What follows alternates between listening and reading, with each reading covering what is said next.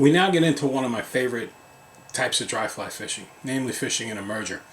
And when it comes to fishing an emerger, there's several possible stages that we have going on.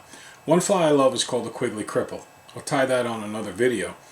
But there's this other fly that derived from Rick Whaley's Compare Usual that I used to fish a lot, and my good buddy John Haag, he nicknamed it the Bum, which was short for Bob's Usual Merger. And within that, there were days where the Bum worked fantastic, extremely well. And there were other days where, you know, it picked some fish, but it didn't light you up like, wow, this is amazing. And then with a little bit of work and research into how nymphs emerged, some observation on the river, I started to realize that some of the time, what you actually had was a nymph that was emerging below the surface, and then sometimes you had, or on the bottom of the meniscus, and then sometimes you had the dun on the top of the meniscus, but it was still semi-nymph-like in the sense that its wings hadn't fully expanded.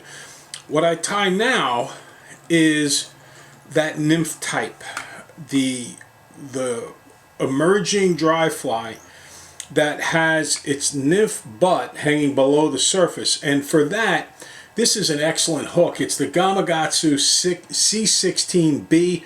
It's a cripple emerger type of hook. It's a very good hook to get that downward angle. A lot of people use scud hooks. They'll work, but they're heavier. This hook is not that heavy. It's also not that strong, but I haven't had a problem losing fish to a bent hook yet. Sometimes I get concerned that that might happen, but so far that has not happened. All right, so since what we're trying to do here is imitate a nymph, the first thing I need to do is to get some nymph tails going on here. So I picked 3 fibers from a pheasant tail. I'm doing a Hendrickson fly right now, and I'm going to work this back and leave the tails. I don't want them super short and stubby, but I don't want them super long either. So now, you know, I like to tie vertically and horizontally, and to avoid torque. Now, because the angle of the hook, I'm actually going to be pulling just in a plane opposite to the hook shank. Got to watch the hook point. I just want to build up some bulk here. So I'm folding it back, and then I fold it back again.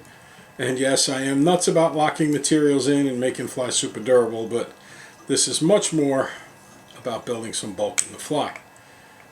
Okay, now I'll just smooth this out a little bit.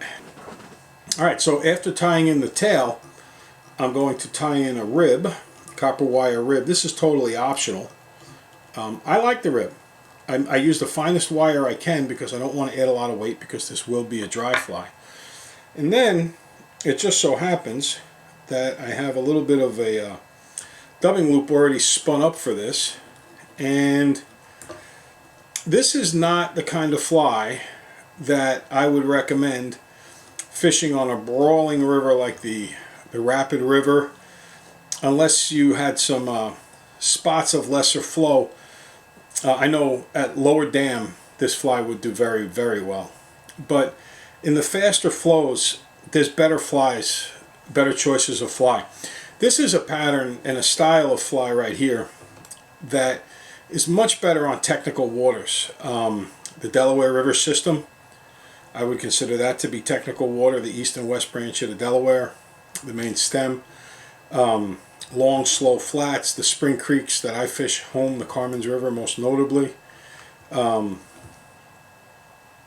I've never been out west, but when I get there, I would love to play with a style of fly like this.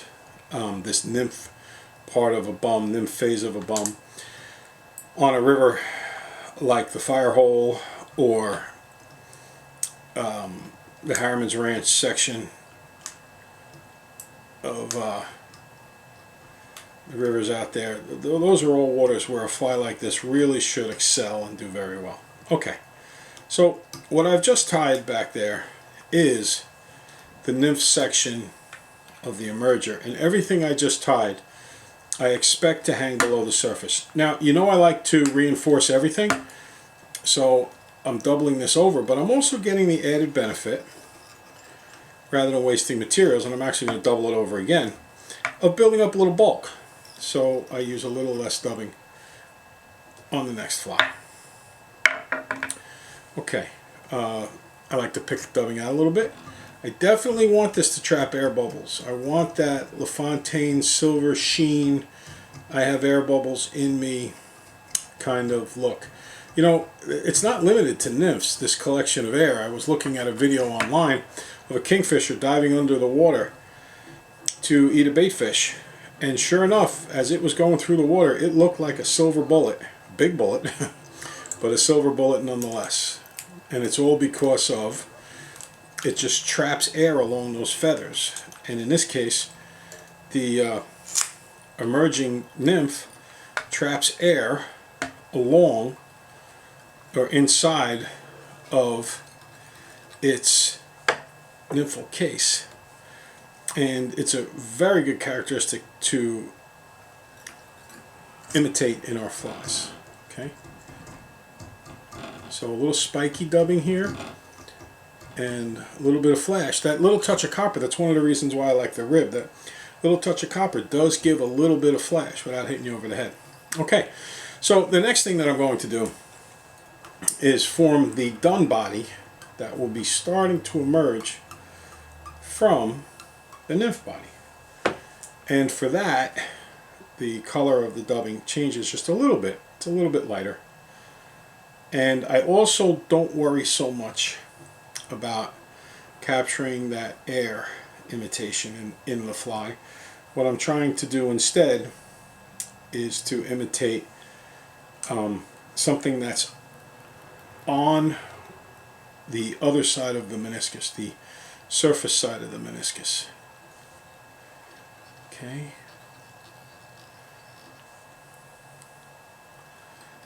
And there we go. I think it could be just a hair fatter, so I'm going to put a little bit more on. I prefer to do a little bit of extra step like this when I'm not exactly locked in on my proportions, rather than to tie too much and to have to pick it off. I haven't tied one of these in a while. I just tied one right before I tied this one to get my sense of proportion back, and I'm happy to say that it's looking okay. Here's where you can see the sense of proportion. You can see the colors changing, okay, and you can also see from here back is the nymph, and here is the emerging dun. Okay, so the last thing I have to do, I used to take a moment here and I used to put some hackle fibers on, and that's a totally optional step. You can do that if you wish, but I found it to be unnecessary. I just, in the interest of time, I just put on some snowshoe rabbit. I like to use the section in closer to the heel of the rabbit. I like, for a bum, I like just a little bit shorter fibers. I don't feel I need the long ones that I would put on with a dun. So I tie it in. I use vertical force so that I don't get any torque on it.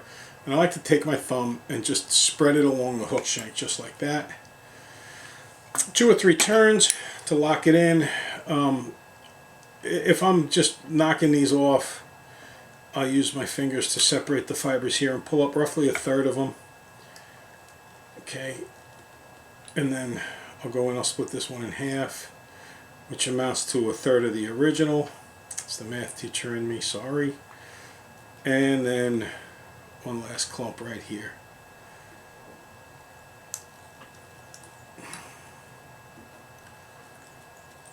There we go. Notice I'm holding the rabbit foot back out of the way while I lock in the head here.